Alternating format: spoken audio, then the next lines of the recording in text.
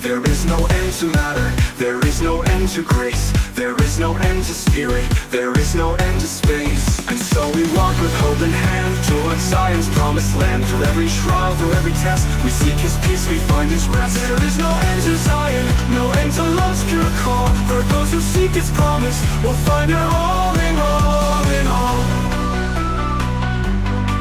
There is no end to Zion, no end to love's pure call. For those who seek his promise will find it all in all in all. Hey guys, David here. I just wanted to let you know we're doing a re-release of the TeePee prophecies because we felt like these prophecies are coming to pass right now. And we wanted to, since they're important, we wanted to make sure we're aware of them. And so here we are re-releasing the TeePee prophecies with Chief David Midegah. Enjoy. Welcome into a special edition of the Key of David podcast.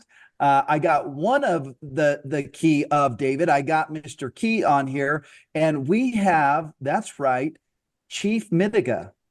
And we wanted to get some information from him, and he said, hey, Shane, I'm dressed up. Let's do it right now. So here we are. Chief Midegah, how you doing, man? I'm doing pretty good. You can just call me David. I'm doing pretty dang good. I had an interesting day, spent a day with my son. You know, I had a nice birthday swim with him. He made it to 9 years old. So I made it to halfway to 18, a significant period for me because everything I do between now and the next 9 years is going to determine the 50-year relationship I have after it. Yeah. That best friend that's going to enable me to be best friends with my grandchildren. So having a pretty dang good day. And then I had a call with two of the elders that are above me. I'm a part of a trifecta as well. I'm the youngest guy, and I'm just lucky to even be listening to them, and was given and talked a little bit about some of the things that you know are on my heart and the brewing on the internet. Oh yeah, brewing on the internet. I don't know if the internet's a gift or a curse at this point. It's probably both. But having the ability to, one of the sacred gifts that our poll has been given, and that'll make more sense when we go into this, is that we know our place. And when you know your place, then you can look and observe and help someone else see their place. And so I was reminded of a teaching that helps people see their place. And so we have a message about that. And then, yes, I was dressed up today, but it's just to show that, you know, I am capable of showing the respect of walking, you know, the putting on the garb of what it is that makes you calm down. Not you personally, but those who I may really love my ribbon shirt because it's a part of my culture and it was given to me by my grandmother. And those colors are sacred and mean something to me. And that vest is my outer garment to remind everybody that I walk with creation. And not only that, hey, they're pink flowers. If you get too mad, at least you're not going to swing at me. They're pink flowers, right? But I also understand that a large part of the symbolism that is important to those in the priesthood that the Mormon church carries, founded upon the words that Mormon put into a book that started this stone rolling down a hill, that I also am a Melchizedek priest. And so that priesthood is still something that's sacred to me. And so today I'm speaking to you not just as a Midu priest, but also as a Melchizedek priest, so that perhaps my words can be heard differently in a way that would be easier for you to hear. Do you mind sharing the teaching that you received today? Well, first, my great friends are both the Reformed and the Orthodox rabbis. I've met with the heads of both by invitation. And one of the things that meant a lot to me, before we go into this, just because a lion, I know people, Shane, I know you've released a couple videos where people see emotion, right? I am the voice for 7 generations behind me. The tone on the topic is in relation to the scars on their hearts and the love they have for the grandchildren whose hands they are holding that are not yet born. I'm their voice as well. And so if you go watch a pride, a lion will chastise the pride, but imagine how much he chastises the enemy and the snake in the grass, right? So one of the things that I learned from the rabbis was about a moment of silence.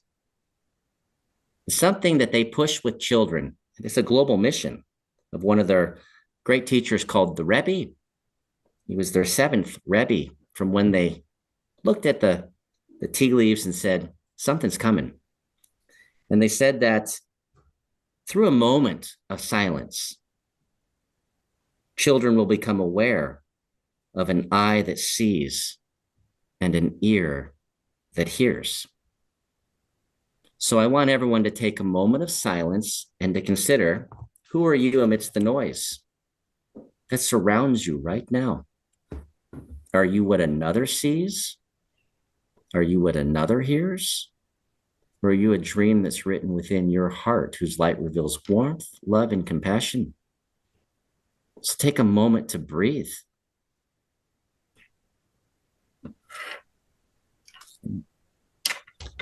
Now, I am a pipe carrier. These are very sacred. We talk about the white buffalo that was born in the second one since the equinox.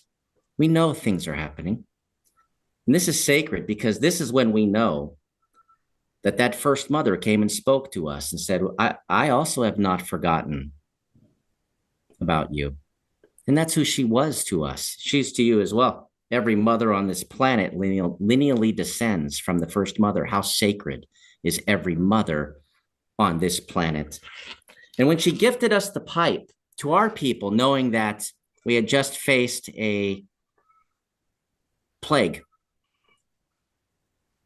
excuse the sirens, we just faced a plague and we were displaced and the people were in suffering and sorrow, is she reminded us that the connection to the Creator is with the masculine and feminine together. And that's why the stem and the bull are united.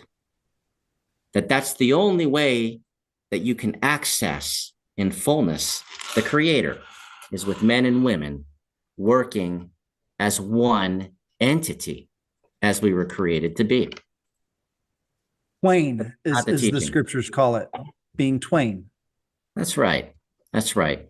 But that's not the teaching. But just to start off with, we have to understand that there are peoples around this world that are tethered to the Creator with their spirit, that receive love as equally, no matter where you're at on this little sphere, falling through darkness with a campfire floating in space next to us that just doesn't go out.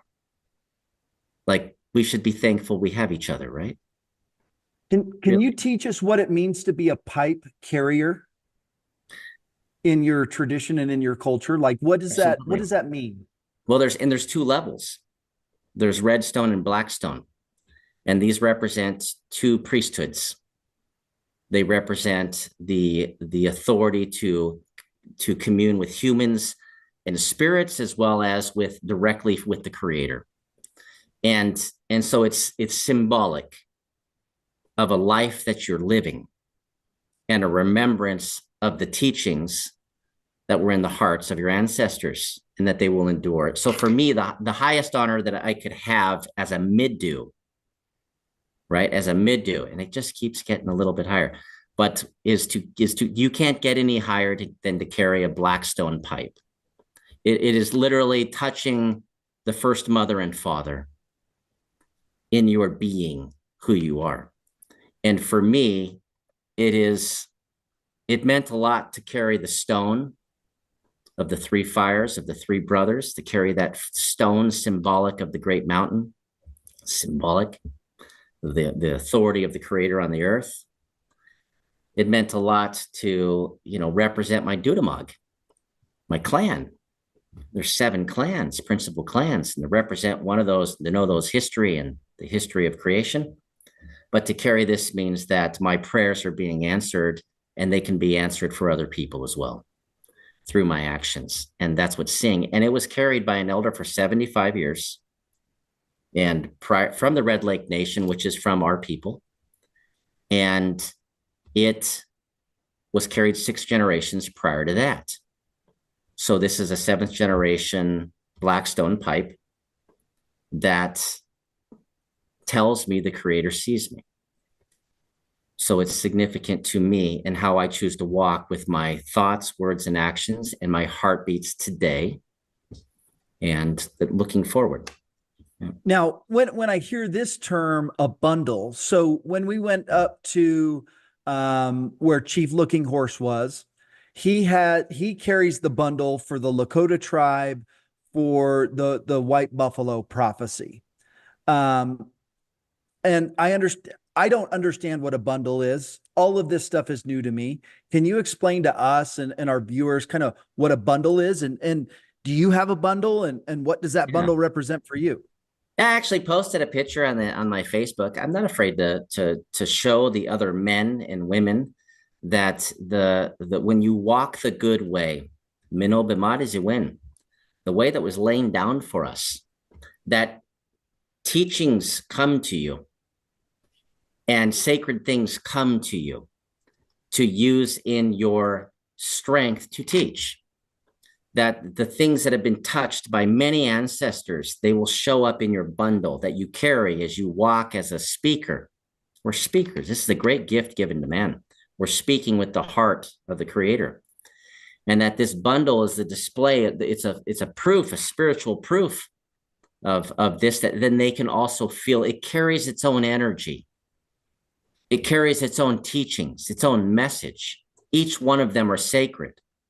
You know, the large tooth I carry that's petrified, you know, there's a story there that is sacred. You know, the stone that breaks into 14 pieces, the stone that symbolizes the unity of the 3 brothers who never forgot. It's sacred. It means something. The feather, and the larger the feather, the larger the teaching on the importance of those who are males that seem to grow in responsibility, have an even greater responsibility to follow the direction of the Sacred Mother. And so that's why there's always that balance, no matter how big it gets. So a bundle is a sacred power that comes to you that should inspire you to be a good person. Not fall away. We all been there. We've all been the flake on the badly painted wall and fell off. We've all been there. If we're looking for the perfect person, we're gonna have to look on Mars and there's nobody there. So it's not gonna happen. So I noticed something in the Book of Mormon when we started hearing about all these bundles, and I'm like, I've never heard of this. Started researching. It reminded me of something in the Book of Mormon that, you know, are your ancestors, and they had a bundle. And I started like following, being like, okay, what was their bundle? It included the sword of Laban.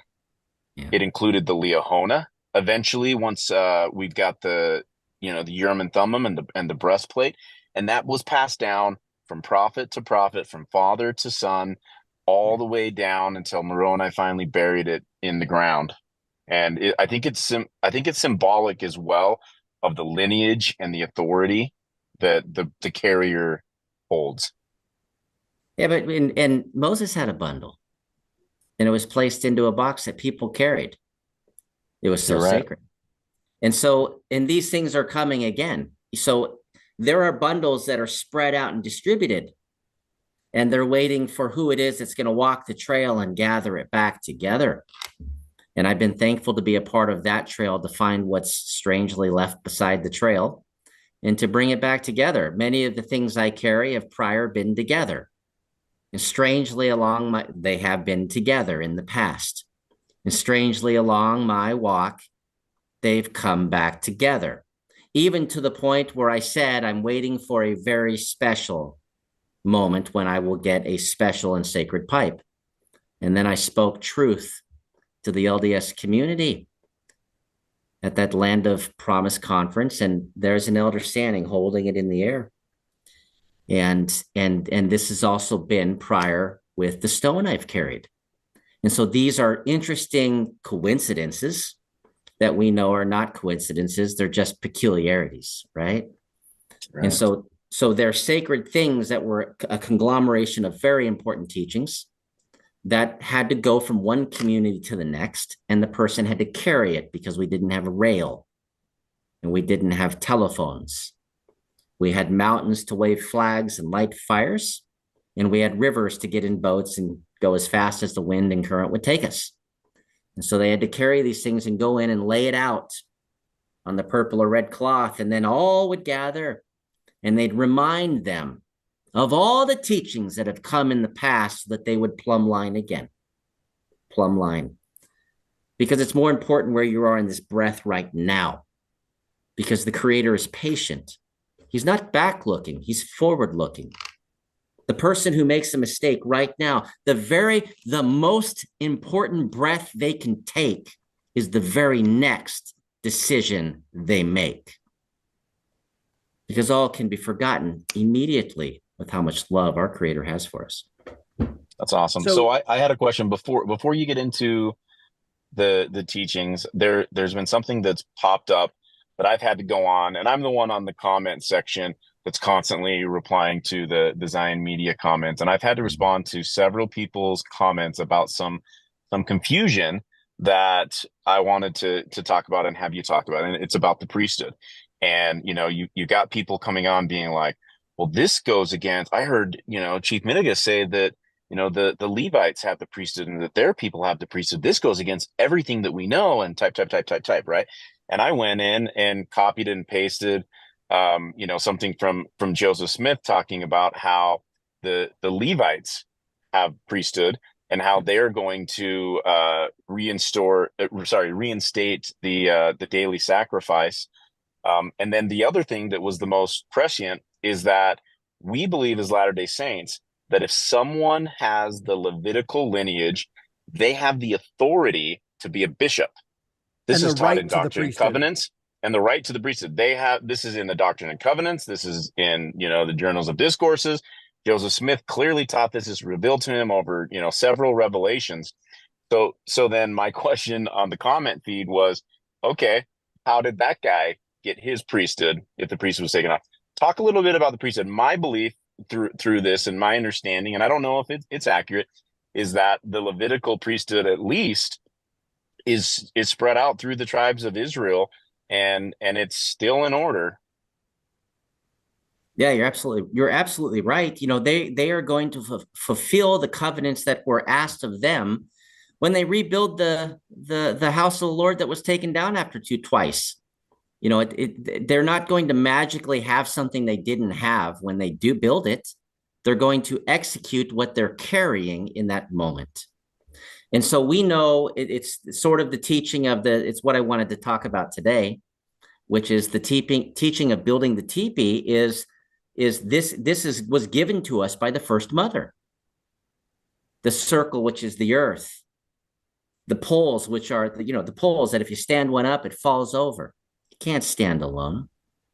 These are the peoples of the earth, right? And she gave us this to teach us how the Creator works with his children on the earth, because she cares about us. She loves us.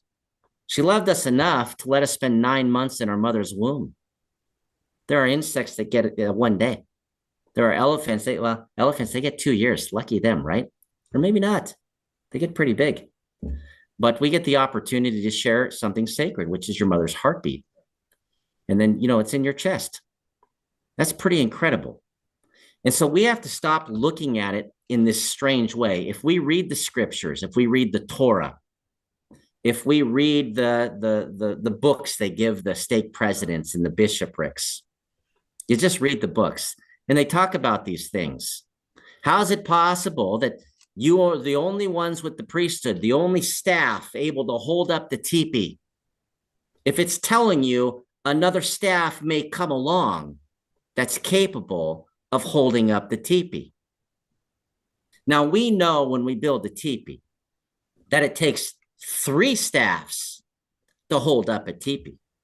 Not 2, not 1, It takes three.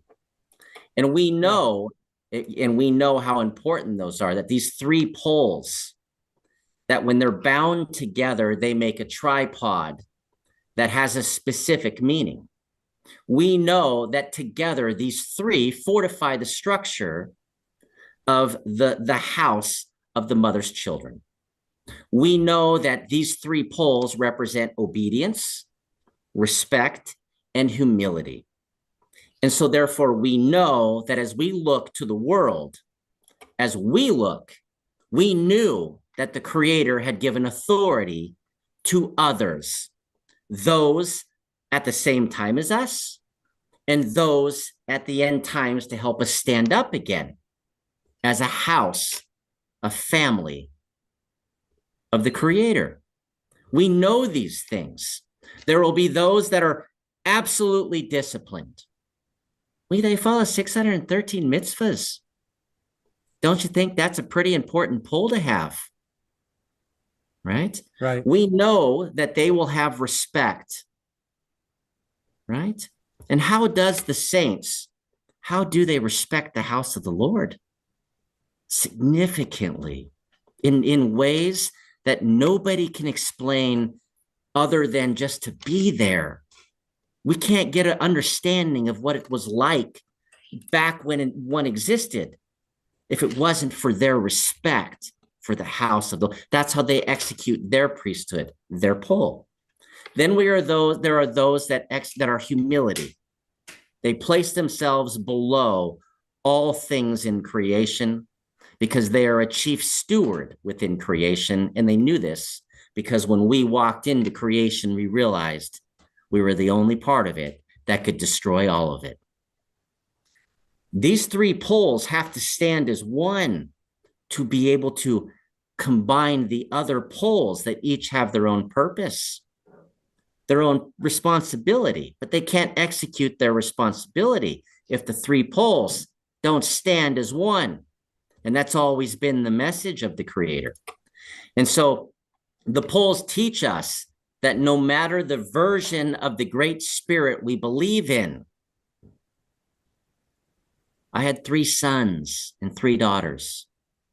Each of them communicate with me differently. Each of them says they know Dad. But each of them writing it down, you would see 6 different dads. But it's me. It's me. So we obey the Creator from the many directions and belief systems because we know there's only one source of all things. He changed the languages. So when we meet somebody and they give us a sound that sounds different than ours, we write down the attributes and we say, oh, it's the same. We don't say you have to accept my sound when they're the same person. We just have different journeys to get there. And where the poles come out together is at the top. They create a cross at the top.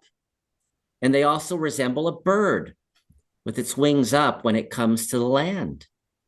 And that's another teaching, that the Spirit comes to land with its wings up. And so, I'd like to walk through how we build a teepee. We don't just go take sticks, rock them all together, and then say, oh, wrap it and walk away. It is a teaching that is symbolic.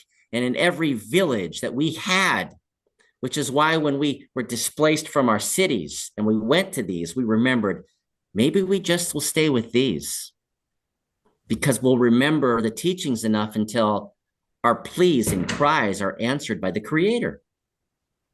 And so I can walk you through those teachings if you'd like. Do it. I'd love to. I'll never look at a TP the same again after this. Same. Yeah, I want to go. I want to go sleep in a teepee. And you might be bringing this out, but are you suggesting that the 3 legs of the teepee is the Jews in Israel, LDS here, and the house of Israel? You guys. So it's the natives. Absolutely. So it's the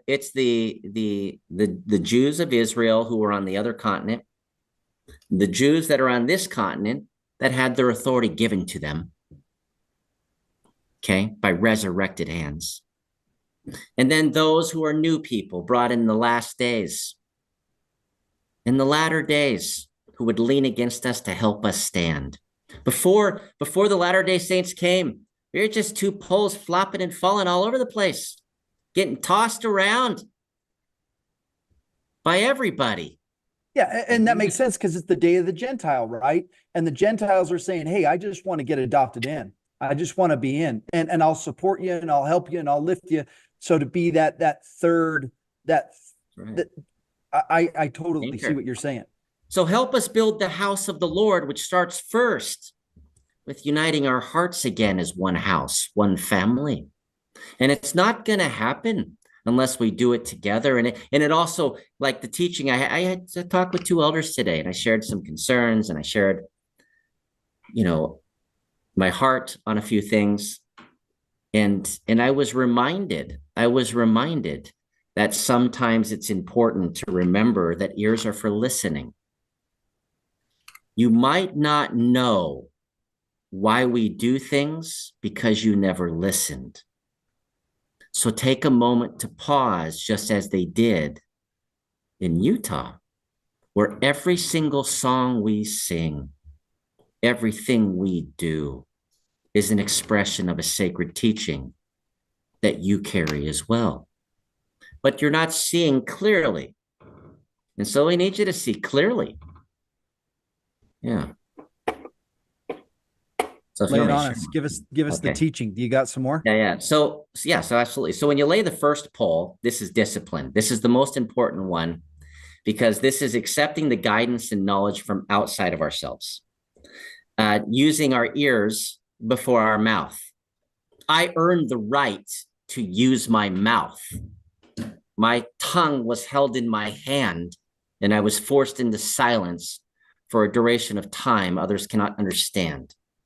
And I chose to follow the path of the first teepee pole, that we learn important life lessons from the stories and teachings of our elders, that we learn the behaviors of our elders first to know the difference between right and wrong. That's the first pole. Equating that to priesthood, that would be the first priesthood that was given through Moses to the Levites, which was a promise given to them that said forever. Forever is not like the colonial governments making treaties. Well, to the next election. Our Creator, when he says forever, it is forever, eternally, forever. Now, the second pole is respect. And this is the critical one because the third pole can't stand without the second pole. We would say the second pole would relate to the priesthood that was given to the Gentiles. Without that, we don't have the ability to stand. And would we be standing or capable of standing if you also weren't given the Book of Mormon, which helps us lean on you, right? Respect, to give honor to the Creator, Mother Earth, and our ancestors, to take time each day to honor all of creation, including yourself. You're a part of it, and acknowledge that beauty. Then that third pole can rest against it, which is humility. And we would equate that to the priesthood that we were given. We've been forced to be humbled. We had the most promised land on the planet. It's so fantastical that it's such a small fraction of the world, yet whoever has it controls the entire world. Who can stand against the United States? The entire world combined cannot. How sacred is the earth that grows the things beneath our feet? Humility. This is knowing that it's something that we know. We're not above or below others in the circle of life. That we feel humbled when we understand our relationship with the creation we are within. Your responsibility. We are so small compared to the majestic expanse of creation, and yet we're connected to all of it, just as a strand in a web of life. And this understanding helps us to respect and value life. Once these three poles are standing, all the other poles, all the other families of creation can rest upon them and will rest upon them, willfully choosing to make a mighty house again which is what we want to build again, right? So the fourth pole we would call happiness. This is the goal. That after the three poles are up, the fourth pole completes the doorway. The fourth pole teaches us happiness, the fullness of what we need to know. And how does happiness affect your thinking and feeling? Reflect on it. Thoughts bring feelings, and feelings create actions. Our good actions, mino b'madi ziwin, good choices, they make the creator, the only one who made everything, happy in this world and in the next world. And that's how we share happiness, is by making our creator happy. And we can only do that together. Once that fourth is combined, then we know love. That's the fifth pole. This is the greatest teaching, is to love one another as the creator loves us. Now, I want to go back and explain something, that when we lift the three poles up, if I go back, before I talk about love and that fifth pole, that when we lift up those three poles, we say that we have to have a righteous relationship with the creator. All three, the creator, the son, and his spirit, in balance with him and his creation. We're not that much different, you and I. It's something to pause and reflect on. And so love means to be good and kind to one another and ourselves. And remembering your body is a vessel. It's here for you to put only clean and healthy things in it. We're not supposed to be doing drugs and alcohol. We're not supposed to be doing anything other than treating our body as a sacred temple. And that fifth pole reminds us of that that's the great love, is that we even have this right here. And we go through these teaching houses to learn how to be in this properly. Now, the sixth pole, when we rest that, we say this teaches us faith, that we have to learn to believe and trust the creator, to believe that his power is greater than our own. That while you believe in yourself and you take ownership for your own worth, but you have to understand, what's your purpose? You're not going to know your purpose until you take all the talents and gifts that you find in yourself and you rest them against the creator.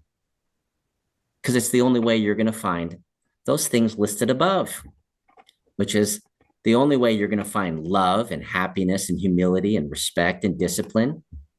The only way is to have faith in your creator, that what you have is to serve him. Once you know that, you look around. Now the poles, there's many poles. The seventh pole is coming on. We call that kinship, family. That's family. Remembering where we came from and who created us. And we have a family of connection to all things. And we call these things grandmothers and grandfathers, like the moon and sun, because they came before us, but they're living things too. All things that are animate and inanimate. If they're animate, they were prior not animate. When they're animate, they were prior animate. We know this is true. We know that we have that we have a relationship with the moon and the sun. Heck, we love the spring and summer, right?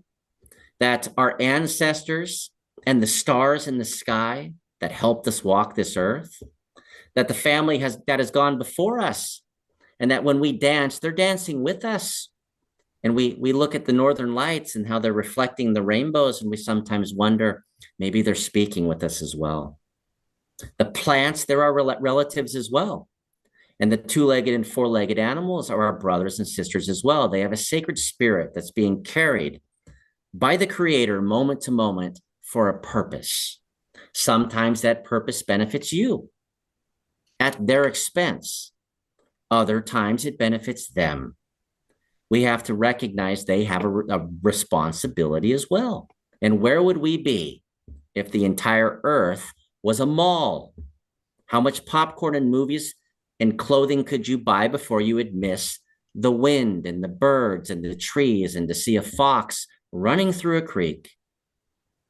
What are we willing to sacrifice and give up as we grab that eighth pole of cleanliness, which is spiritual cleanliness.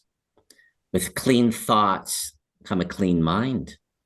And this is why we smudge with the sage. And we use the abalone shell because it shows us what's really around us, the rainbow. All the colors is one. It's the seashell. You know, you look around and you see the colors of division, but it's not real.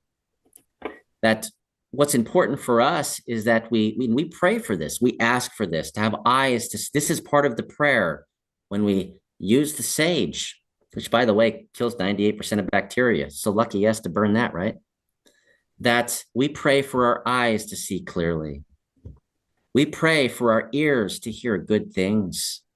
We pray for our mind to think good, clear thoughts. Sounds like an initiatory in the temple. Because this is part of the process of that. We pray for our feet to walk on the earth in a good way.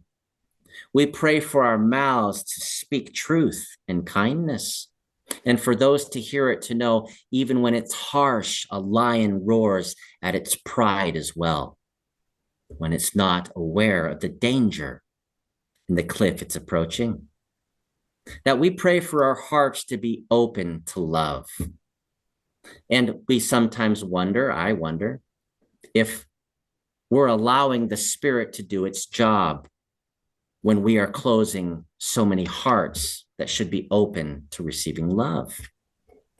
Then we grab that ninth pole, which is gratefulness, learning to be thankful and to appreciate what you have, what has been given to you on your walk.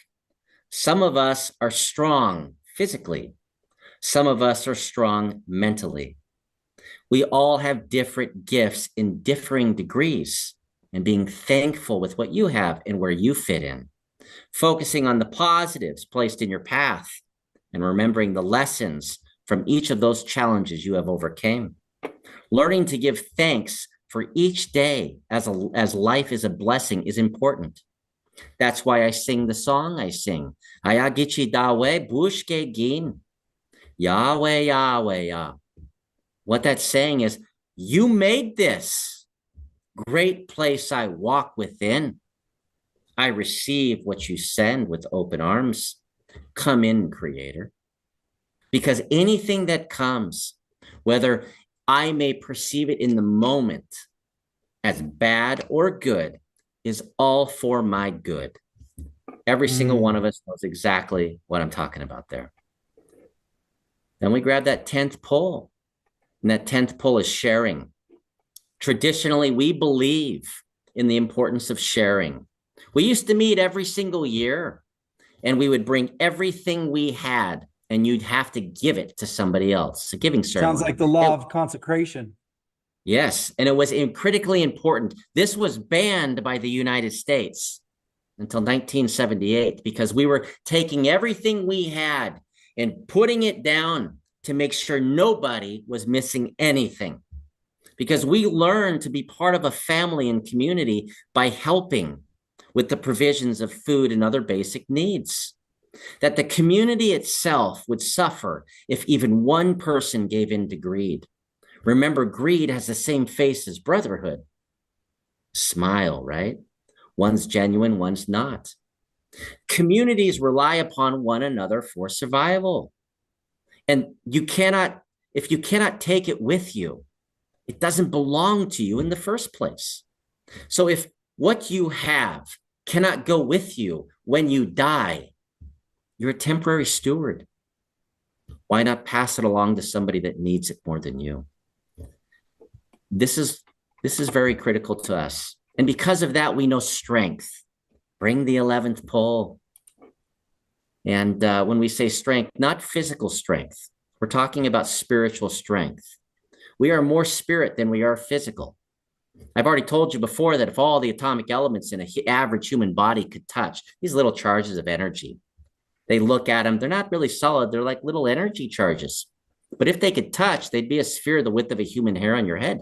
Who are you? And where's your spiritual strength? So we are still here and we always will be. We're building a better future for our children. There's no parent that would say different. So we must learn to be patient in times of trouble and to not complain, but to endure and show understanding. That we must accept difficulties and tragedies are for our good, so that we can give others strength to accept their own difficulties and tragedies. And if you think you have it bad, there's going to be somebody walking by that has one arm. And if they think they have it bad, there's going to be somebody walking by that's missing both legs. We have to see clearly, and then there are those that can't see at all. So we have to be thankful for what we have. Now that once we have the 11 poles up, we bring the 12th pole. Now we're able to honor good child rearing. Our entire purpose here on this world is to be in a family. The strength of our community is our children. The strength of the mother that was given to her. It's not that womb, but the generations that it produces, and we're supposed to help it endure.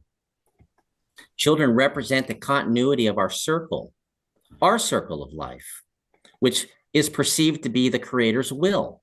He made us in his reflective image. We believe that we choose our parents.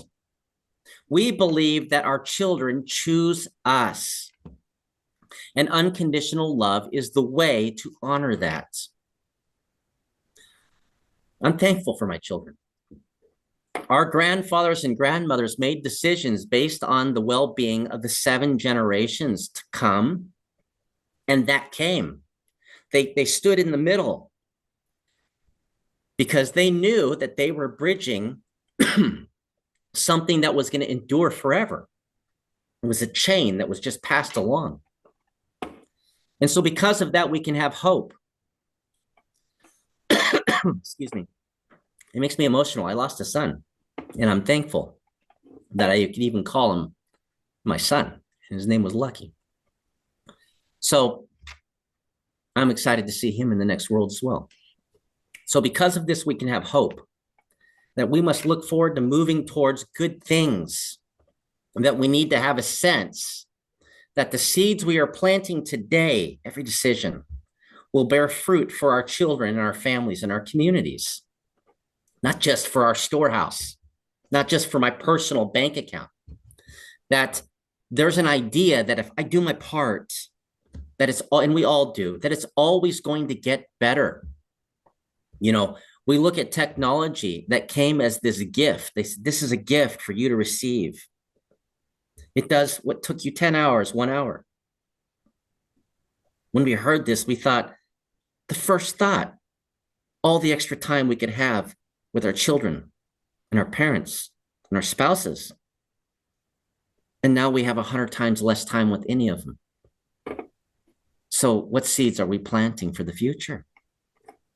So this, when we have these 13 poles resting on each other, we can then witness the strength of pole 14 and 15.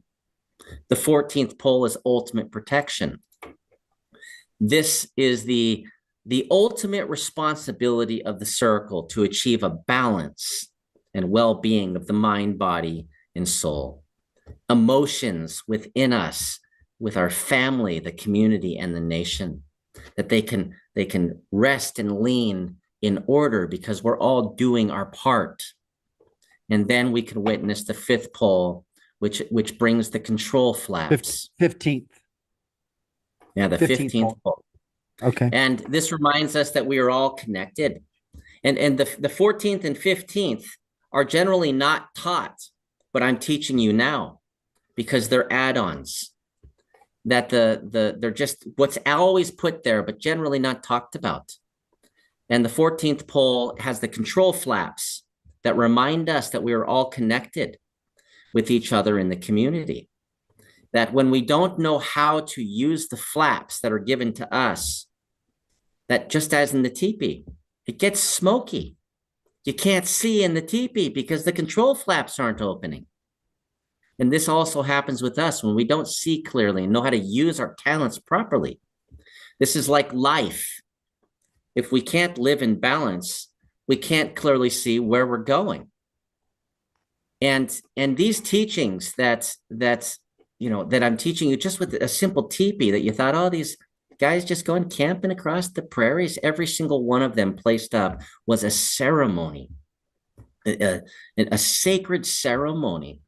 And, to bind them together was to make a commitment to the Creator, which we were trying to honor as the creating source, the Father, as the Son, the representation of that force in a physical form, and a teacher, as well as the Spirit that's holding it all together around us for good.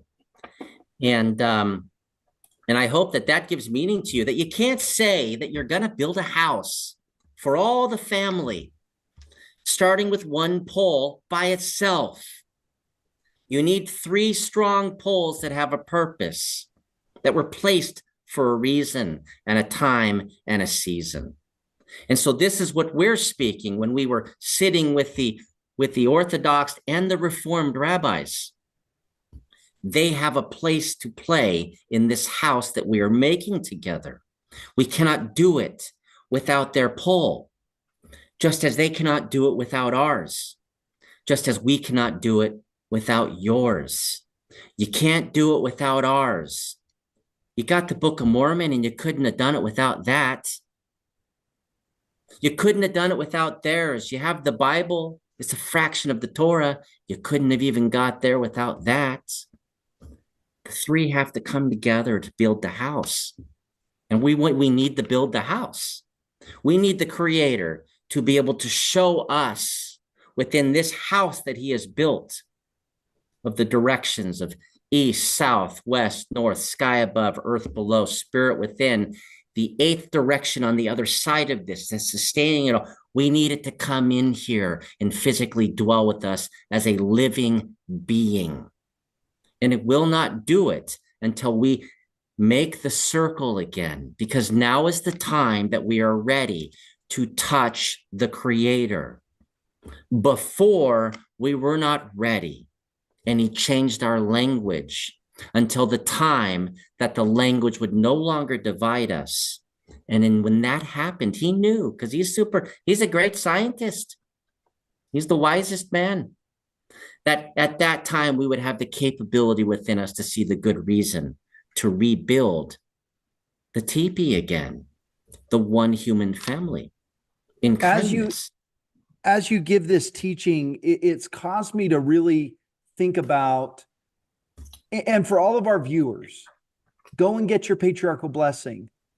My guess is that most of your patriarchal blessings says one of the things you're to do is to help gather Israel, gather the tribes of Israel. And as you talk about this teepee and all of the different poles, I'm thinking of all of the different children of these tribes. And the question is what are we doing to gather the tribes of Israel? And how much of us are posting negative comments about our brother, about our sister that is of the same family? And that's not helpful. So I just want to review really quick the 15 poles, make sure I got them right. Number 1 is discipline, 2, respect, 3, humility. Those would be your 3 strongest poles. This is where you would start. Father, Son, Holy Spirit. That's right. Then you get happiness, love, faith, kinship, family connection, ancestors, spiritual cleanliness, gratitude and gratefulness, sharing and connection, strength, which is spiritual strength, honoring our family, mothers, fathers, children, brothers, sisters. 13 is hope. 14 is ultimate protection. And last is we're all connected, and the connection of the human family. And so normally you only get the 13 pole teaching. They say 13 stars, one people can't you see? The sun is rising, the sun is rising. Where will you be? So, this is important to remember. We're talking about 13 initially. The 14th and 15th add on once we get there. We know that we're trying to gather the 12 tribes and the Gentiles as that 13th tribe. Yeah. We also know this is symbolic of that as well. We know that and we teach that there are 13 principal groups that have to come together. And there may be 70 plots of areas they got spread out to, but we know that the 12 are looking for, and then the rest who are the children of Noah that are being grafted into one. Now, those Gentiles who are equal children of Noah should stop attacking those who are saying, where are you there? Why are you trying to graft us in? Yeah, To you an found us. adoption tribe. You found us. We're here. What are you talking about? We're here. It'd be like going to Hawaii and showing up and saying, we're going to make you American. They'd be, we are American. What are you talking about? We're already American. It's the same thing that they're trying to do to the Jew and to the Indian. We know who we are. We're trying to ask you, do you remember your obligations? Because we're together. We're ready to make the house. We're leaning on each other. We're going to fall over. We know, hey, it can't work. And we came to you. We came to you. Hey, can you lean your pole over? Can we? Okay, now can we have some respect and sit at the table? We each have a responsibility. Now let's bring the other poles in together. I tell you what, we're going to build the teepee a lot faster. Now, as you said, there's bizarre attacks of the people who, they stuff their ears and they plug their eyes and they just talk that they know everything already. Okay, already. So, the elders today said, just go ahead and tell them the TeePee teaching, and then tell them it was really nice talking to you. We'll be back again. But we're going to now go to what we had already planned, which is we're going to the indigenous tribes around the world who are going to sit with us and sign proclamations of unity to be willing to bring their pole to lean against the teepee. And then we'll come back to you and we'll see if, strangely, they say, oh, the Jews will be last. Perhaps you're the Jews that will be last, because the Jews that were over there were the first that said, we'll lean our pole. It's the Mormons who call themselves Jews that apparently want to be the last ones to lean their pole. So we're going to go get the poles. I go to the Sami in a week. We're going to be sleeping in the bush with 10,000 Sami. We're going to find the water drop that we have in common and sign a proclamation. This December, I will be going, and it will be documentary on film. All these will be, so we can show you. But we started again with the Jews, who they said would be last. Maybe you're the Jews that are last. We're going to the Azteca and the Maya, who are hosting me and a documentary crew and the elders in Palenque, Mexico, where they already had a gathering in March to say yay or nay, and they said, let's go. Now we're going to finish the job in December. Next summer, we'll be in the South Pacific and Polynesia, which is why I said, you guys not you guys, but the ones writing things those get read, and you might be careful. Most of Polynesia is Mormon. Most of their leaders know me, and they know that you're asking for things from me that you wouldn't ask from them because they didn't get forced under a Bureau of Indian Affairs. Are you asking them for their card and their paperwork and their birth certificate and their dad's birth certificate? Are you questioning their right to sit at the table of their family? So we're going to be hosted next summer with the kings of the Maori, who are going to be signing a proclamation, who already informed prior chief who just went. Remember, I'm the guy that's closing the deal. There's like 80 years of chiefs who have been going and getting this lined up. I'm the lucky one. I just not as ugly as I could be. So I'm the one that's going to close the deal. And, but they even said this is a Lehi Nephi reunion, that this is sacred. They know what's happening. We're going to keep going. We have responsibilities to go to the Asian tribes in Mongolia. There's a large group there. We're going to every nation. We're still working out Africa, but we have a 2-year plan. And so we'll come. So they just wanted me to share. Nice to talk to you. Nice to read your comments. We wish that you would, as you say, you think and speak and act good ways. We think if you act in bad ways, then you must be speaking bad and you must be thinking bad. How incredible would it be? Because I lived over on the North Shore. I went to college at BYU Hawaii and participated in the Polynesian Cultural Center. How cool would it be at Turtle Island with your people if the church got in and said, hey, we're going to build a Polynesian Cultural Center, i.e., for the Ojibwe people about their people, and have all of that in there, or for all the indigenous tribes talking at just the same thing they did at the Polynesian Cultural Center for all of these different people in Polynesia. What if we did that for the Native Americans? Wouldn't that make some sense? Wouldn't that be a beautiful thing? Wouldn't that be an incredible PR move for the church to say, hey, and oh, by the way, thank you for this Book of Mormon? That would be awesome. I'm just putting it out there to the universe. That would be so cool. That would be so cool. That's actually what I've been asking for. They said, what do you want? Well, we know that we used to travel the Missouri. I'm just going to say the names you guys call them, the Missouri River from the Rocky Mountains, and these would lead us into the Mississippi, Missy ZB. Again, it's an Ojibwe words that means great river, Missy ZB. I'm just trying to say Ojibwe all over the place. That we know the Ohio River brought all those tribes on the East Coast into the Mississippi. We know that the Mississippi north to the Great Lakes used to connect. It was the European that disconnected that, and they would travel all the way down those as well. And we knew those from the south would travel upriver and take the hard journey, and they would also come from the Central America, and they also came from South America. And we would all meet in a place where they all gathered together, the place where the many rivers meet. Okay. And we had a large city there that was our capital. And at that time, we would have assumed it was the capital of humanity itself. So what we're asking for is the ability to stand first on a firm foundation.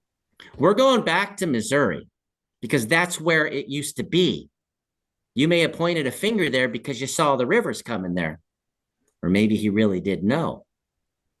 Maybe he didn't know. But you see the largest empty settlements, cities, larger than London and Rome. The church has a lot of land in the state of Missouri that they could definitely build. We want, hey, we say, well, I just watched the Provo. I talk about it to our elders. We watched the Provo Temple being torn down and they're going to put new bricks up. Come on now. We need a language preservation university, not just for the 7 language families of North America that I guess are 600 communities, 7 language families, but also for all of the language families of the world that I'm making promises and commitments to that I will protect their language forever. That we need a global language preservation university. I want to name it. University of Babel. Hey, that's great. Turn the name for good. Turn the name for good. Yeah, it's the reuniting them. There you go. We need to heal from generational trauma and suffering. We need a university size, family-centered mental health and generational trauma center. And it needs to be a place, open doors. Because even today, if you go through inner cities in the United States, you know they're going through something as well. Absolutely. That would be beautiful. That would be, I mean, so good. The gift to humanity, that would be, Yeah. We need to have a cultural center that is not just for Turtle Island. We need a cultural center that is preserving the cultures of the tribal groups of the world, that I'm personally shaking hands and promising them we will do this for you as you stand with us, lean your pole with us. We need that to occur drastically. We need to preserve the language. We need to preserve our we need to restore our mental sanity. Okay, which there's no American mother and father that is not understanding what I'm talking about here. How is it possible? We just got a new database. We just got new systems. We just got new things that do things faster. And I see my kids less and I have to work more. How does this make any sense to me? So we need a place for people to come and get help. We also need, and this is not just for us, but this is for everybody. We need the world's largest drug rehabilitation center, because that is what it's going to take to erase this tragedy that has happened to our peoples and now we know is occurring to yours within your cities. We need a place to help people go from drug rehabilitation into mental health assistance to learn how to be in a family again and a community again, to be pulled into their culture and to be given hope and a responsibility, and then to be pressed into their language to connect with their ancestors, with their unborn generations to come. We need to complete the circle again. And when we rest those teepee stands against each other, and we need those with authority to stand there together for humanity right now. We know that the Creator did not give the priesthood to the Jews to take away, and he said he'd never take it away. We know he did not give it to us and say he'd take it away. None of us showed up in Kirtland and my grandfather built the thing and was in it. We know that when it was given to the LDS there, it was also not to be taken away. 3 times it's happened. And we need those 3 teepee stands to lean against each other. We need those poles to make the base, and then we need to make this hub. Once we do that, all right, then we're going to remake the house. I love it. Together. PR guys. I know the PR guys of the church are going through these videos. Let's make that happen. Can you imagine the good that the drug rehab would do? I watched the presidential debates 2 nights ago. It was one of the topics that was brought up. 100,000 deaths per year because of drug overdoses. It's an absolute epidemic. Neither of the presidential candidates had a plan outside of closing the borders. There's nothing in place. How about the LDS Church plants a flag in that and says, we're going to do something about that? And partners with the Native Americans in that process because of the suffering they've gone through with mental health and addiction and everything else. So yeah, that would be, let's just put it out there into the universe. I'd give extra tithing money for that. Dude, I'd up tithing, bro.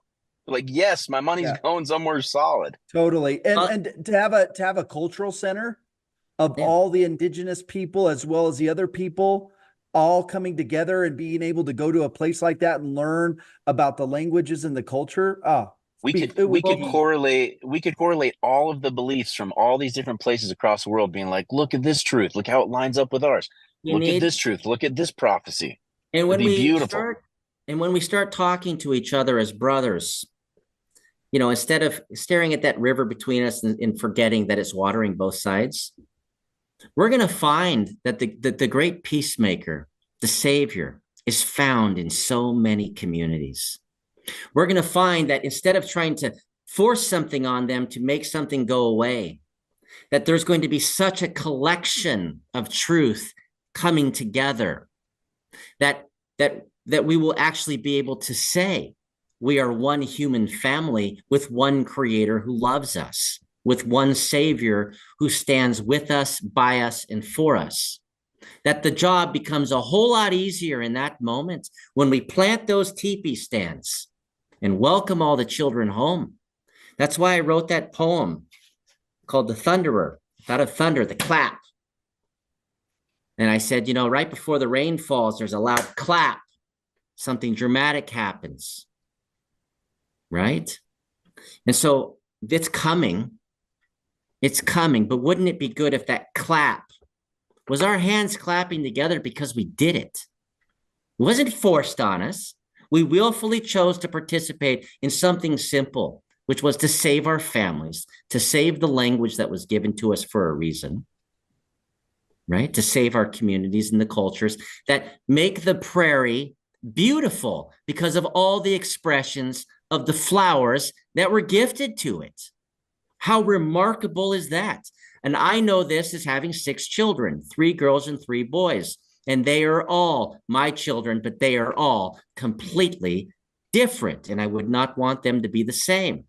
And while I'm here looking the same as you, out of respect and some humility, to put this on, right? It's also for you to show love and kindness when I choose to honor my grandfathers and grandmothers in the things that I wear as well. But these are one thing. Yeah, that's beautiful. The one thing that I wanted to share, I just feel really strong to share this. For the last 4 or 5 years, I've noticed a topic that's being introduced into the LDS General Conference and really driven by President Nelson. And I want our listeners to listen to this and give ear to this. There's been a topic which is it's time to gather Israel. And I've been listening to this for 5-6 years, and I haven't been excited about that at all. In fact, and I'm just being vulnerable here, I've just been like, wah, wah, like, what am I going to do to gather Israel? You know, and I've even had conversations with one of my kids about it, being like, yeah, I don't really get that. It's not really resonating. And it hasn't been until, you know, we started launching this podcast 28 days ago that all of a sudden, for the first time in my mind, I'm seeing scriptures in the Book of Mormon talking about the gathering of Israel. I'm seeing scriptures in the Book of Mormon talking about the church being in condemnation for not reading the Book of Mormon and following its precept. And I'm saying, oh my gosh, it's not solely upon the prophet to make this happen. The prophets have gone on, you know, for 20, 30 years, and they've said that the church is in condemnation because we're not treating the Book of Mormon the way that it's supposed to. It's the members' fault. It's our fault. It's the individuals.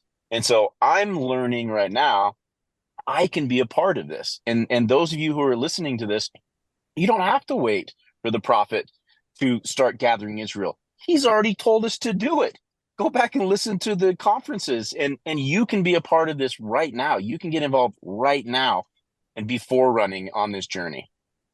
Totally. I mean, imagine if members, we got 17 million members. Imagine if just 1 million of those 17 million came together, heard this message and wrote a letter to the First Presidency and said, we want to support the Native Americans.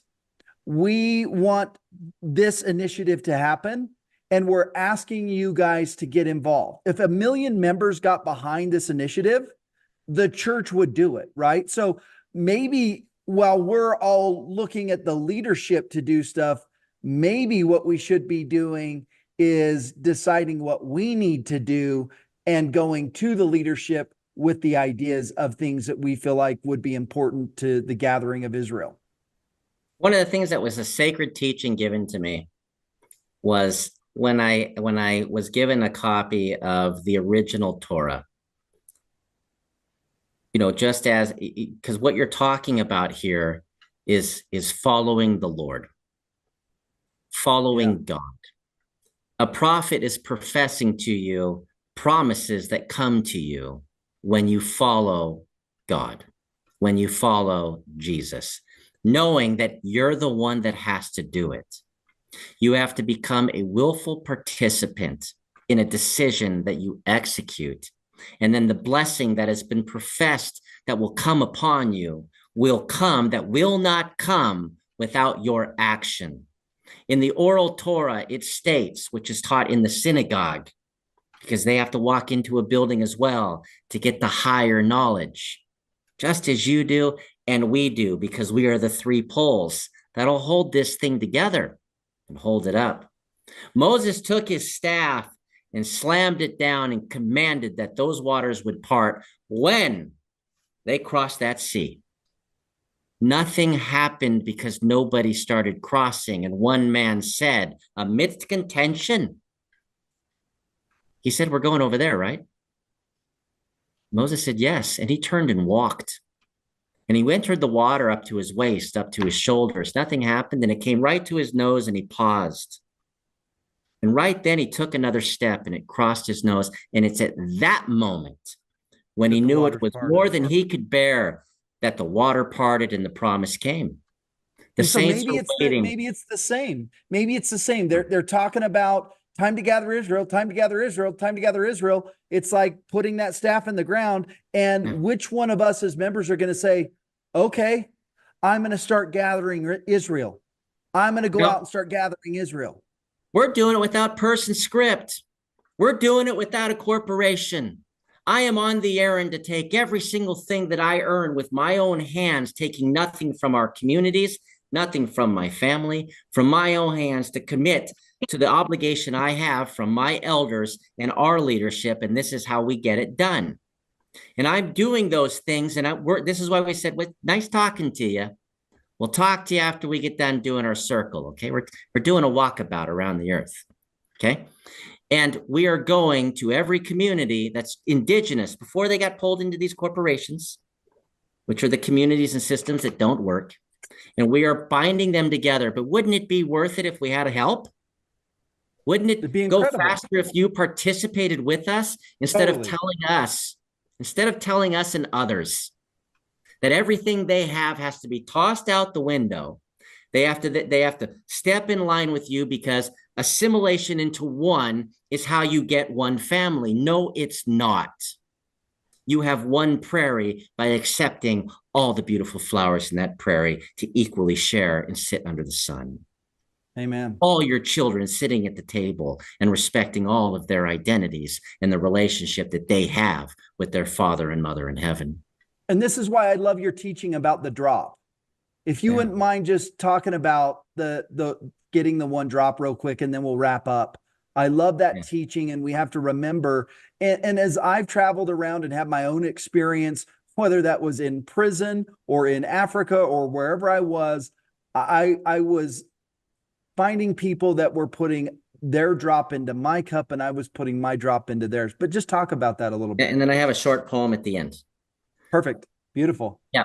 So one drop of water is powerful. One drop of water can burn a hole right through a rock. One drop of water out in the ocean can become a cloud that waters an entire continent. When you meet somebody, it's more important that you're searching and seeking intimately for one drop of water of connection.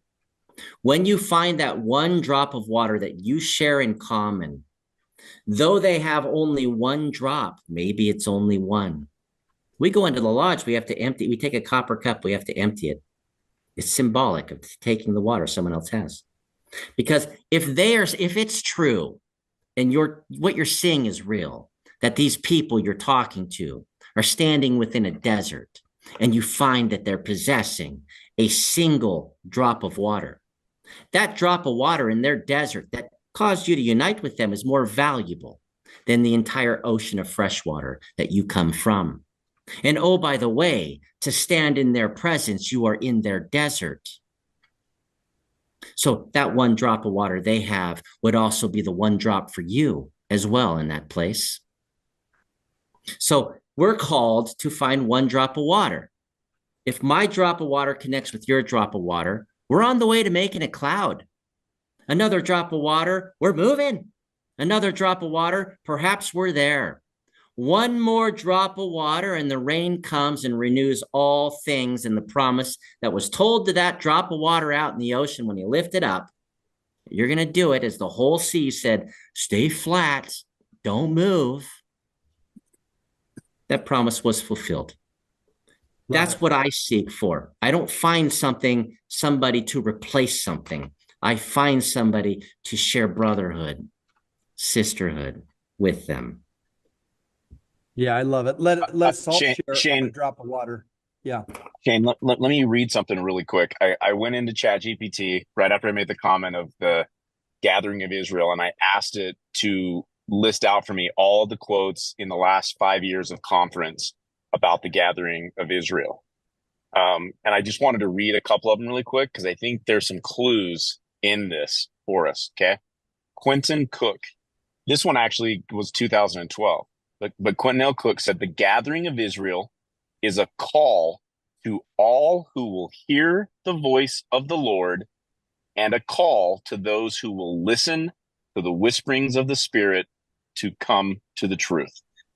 That is very clear to me, that saying that, listen, if you're listening to this, there is a call and there is a Spirit leading you to something. President Nelson, October 2020.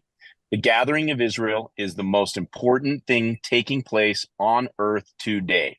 From the prophets, the most important thing happening on the earth today. Nothing else compares to the importance. Nothing else compares to the majesty. Devotional, worldwide devotional, June 2018, President Nelson. This gathering is the greatest challenge, the greatest cause, and the greatest work on earth today. ! And finally, one more from October 2020. The Lord is hastening his work to gather Israel. The gathering is the most important thing taking place on earth today. So to gather Israel, I got 5,000 global rabbis that have opened their doors to anywhere we go and sit, as long as we will gather Israel. Now we're two sticks, and we're turning to you saying the fourth law of Noah says, and it's our fourth law as well, which is honesty. What one has been given, granted, ordained by the Creator is not another's to take away, nor will it ever be removed. We validate you. We honor you. Validate and honor us in what we're doing. Rest your pole against ours. Let's make the house again. Let's do I it. agree. Let's do it. Everyone listening, let's do it.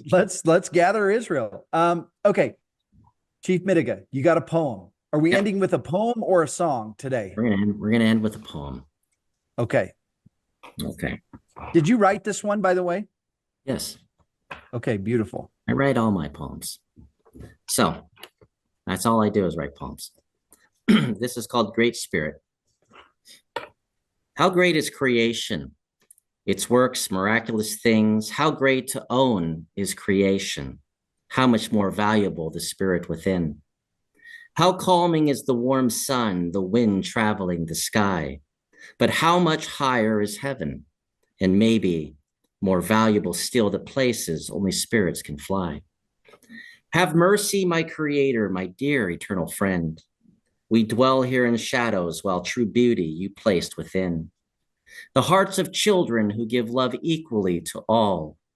Earth, sea, sky, plant, fish, bird. Have mercy on us, Creator. Rest gently your flaming sword. Happiness is found in humility. We don't have to control all things.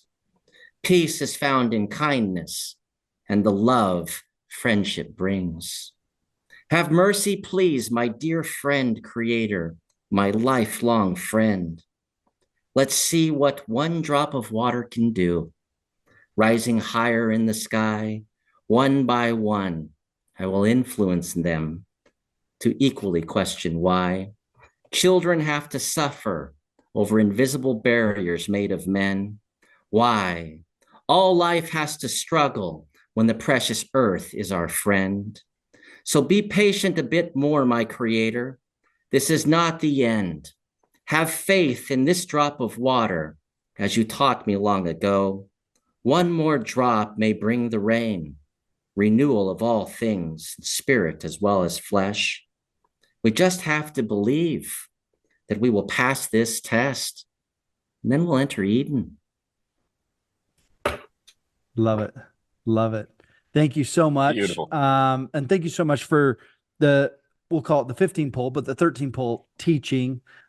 Just so many great lessons and so many ways for us to learn and see, especially for those of us that are Latter-day Saints, the teachings that correspond with the teachings of the indigenous people. So thank you again for coming on, and can't wait to learn more from you, and let this be the cry, the call.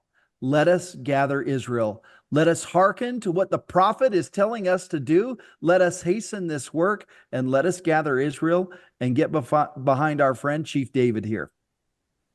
And this was for those of you listening, this was Chief Midegah. If you didn't pick this up, it was very clear, coming dressed as he did after the recent video of him speaking fire. This is the white dove. This is the white peace flag. This is him saying, I'm with you. Be with me. This was beautiful. When I was in combat, because I did that for you, those who were yelled at the most were the ones I loved the most. Those that I loved the most, that were yelled at the most, were thankful that I did, because they saw the fury that those we stood against had to face. So remember that. Remember that acutely. Not all harsh words are harsh. Sometimes they're protecting you even from yourself. And many of my Marines know I protected them from themselves many times, and it took harsh words. With that, we'll see you guys next time.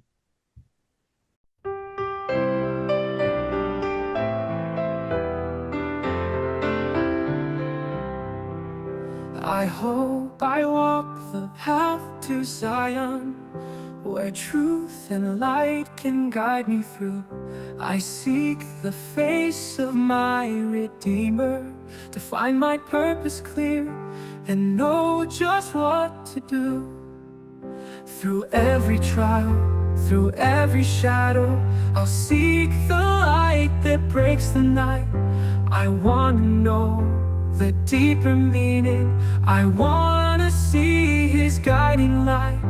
I'm seeking Zion, I'm seeking truth.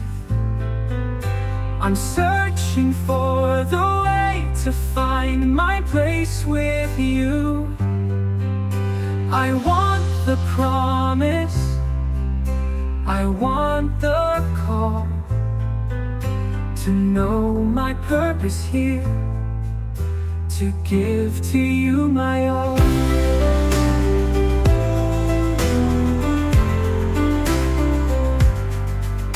I hope to hear the words unspoken, the still small voice that stirs my soul. I long to see the heavens open, to know my calling sure, to know I'm truly whole. Through every trial, through every shadow, I'll seek the path that's narrow and true. I want to hear the voice of angels. I want to stand where skies are blue. I'm seeking Zion, I'm seeking truth. I'm searching for the way to find my place with you.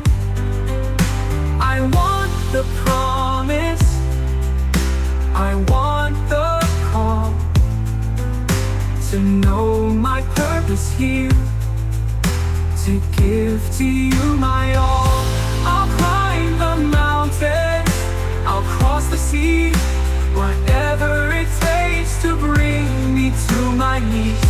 With every step, I'll draw more near, until your love is all I feel, all I feel.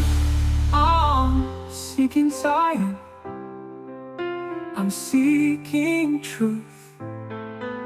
I'm searching for the way to find my place with you.